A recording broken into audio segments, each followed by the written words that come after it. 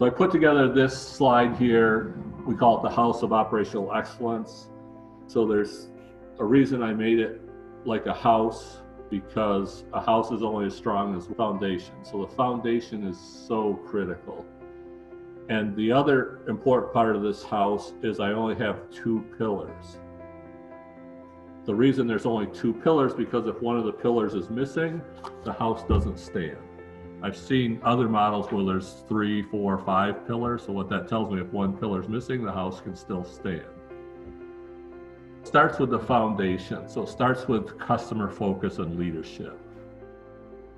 So the first thing is vision and mission. So I believe every company should have a vision and mission statement.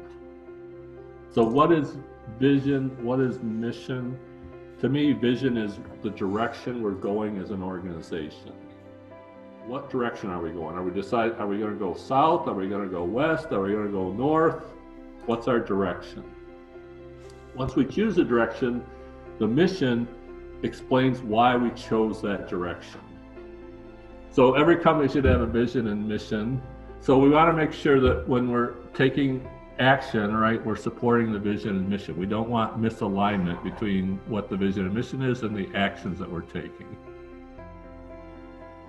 Next is value analysis and value proposition. So that starts with asking ourselves, what value are we adding to the market today?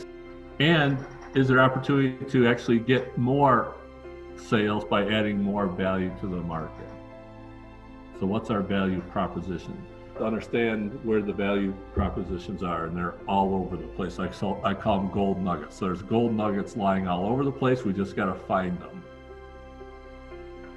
Then once we understand what our vision and mission is, hopefully our value proposition aligns with that.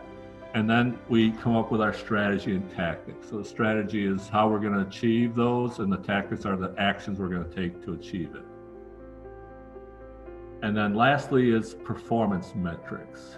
So I put performance metrics on the bottom tier because they're so critical in driving the right behaviors.